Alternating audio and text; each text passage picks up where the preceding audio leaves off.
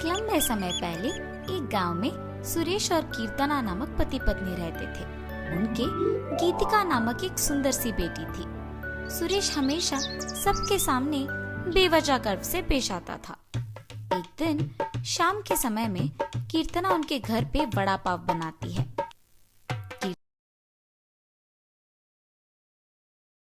कीर्तना, तुम्हारे हाथ का ये वड़ा पाव सच में बहुत स्वादिष्ट है। और इतने में उनके घर सुरेश के रिश्तेदार आते हैं।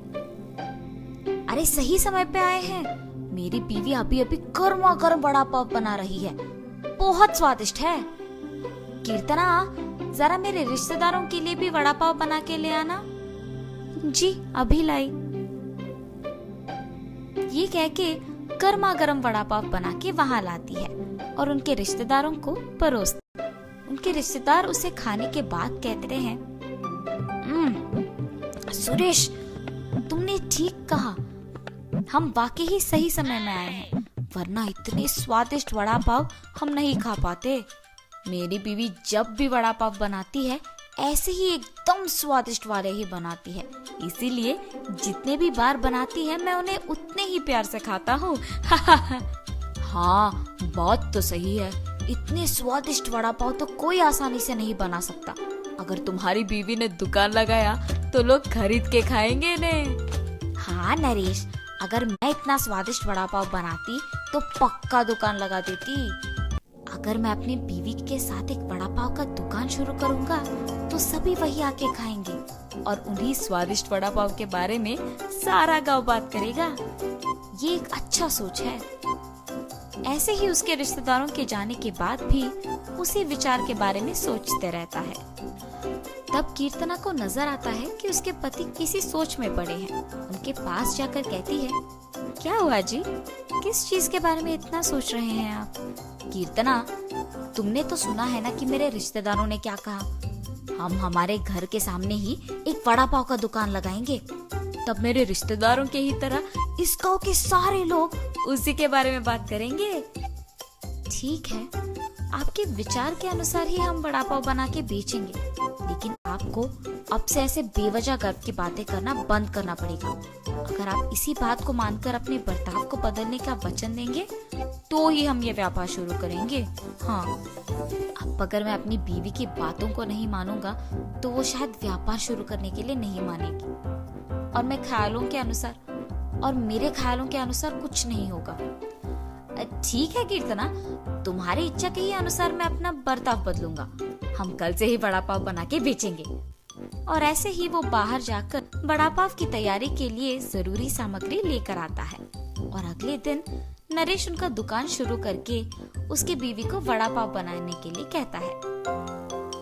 कीर्तना उसके पति के बातों के अनुसार ही वड़ा पाव बनाना शुरू करती है। स्वादिष्ट और गर्मा गर्म वड़ा पाव, आइए बाबू आइए। ऐसे जोर जोर से चिल्लाने के कारण उस तरफ जाते हुए सारे लोग आकर्षित होकर उसके दुकान आते हैं और वड़ा पाव लेके उन्हें खाने लगते हैं।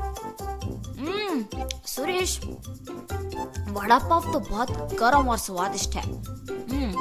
हाँ, अब तक मैंने इतने स्वादिष्ट वड़ा पाव कहीं नहीं खाया है।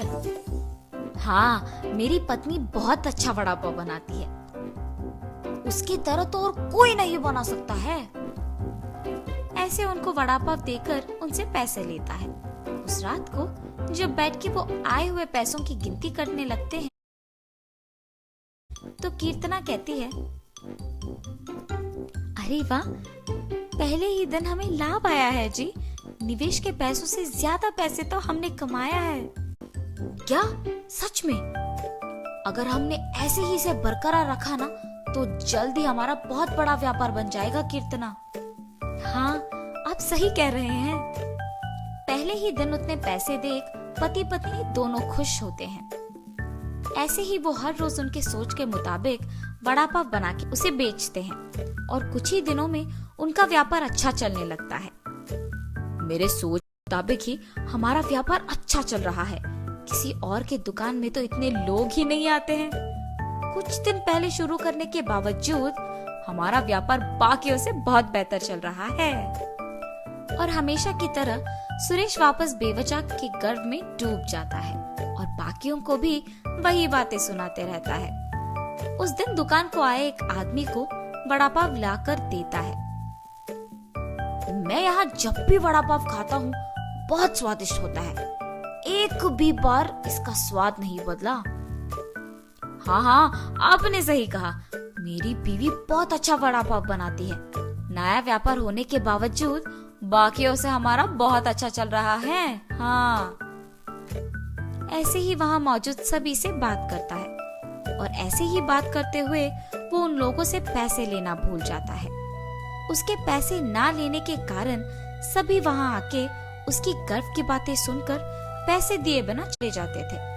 कुछ दिन बाद सबको जब सुरेश की कमजोरी का पता लग गया तो वो वड़ा पाव मंगा के उसे खा के पैसे देने के लिए उसके पास जाकर वड़ा पाव के बारे में बात करना शुरू करते थे। सुरेश उनकी बातों में पड़ के गर्व की बातें करता था और उनसे पैसे लेना भूल जाता था और कुछ देर बाद वो लोग वहाँ से पैसे दिए बिना चले जाते थे। सुरेश के इस बर्ताव के कारण उनके व्यापार में नुकसान होता है और अचानक उनके सपने टूट जाने पर पति पत्नी दोनों बहुत निराश होते हैं। कीर्तना, मुझे माफ करो, इस सब का कारण मैं हूँ। मेरे इस झूठे गर्व के कारण ही सबको मेरी कमजोरी का पता लग गया और उन्होंने उसका फायदा उठाया। इसीलिए हमें अब नुकसान भुगतना पड़ रहा है। ऐसे कह के बहुत दुखी होता है। आपको अपनी गलती का एहसास हो गया, बस ये काफी है। अब से हम हमारा व्यापार ढंग से चलाएंगे। ठीक है कीर्तना। और तब से पति पत्नी दोनों उनका वड़ा पाव का व्यापार बहुत अच्छे से चलाते हुए खुश रहते।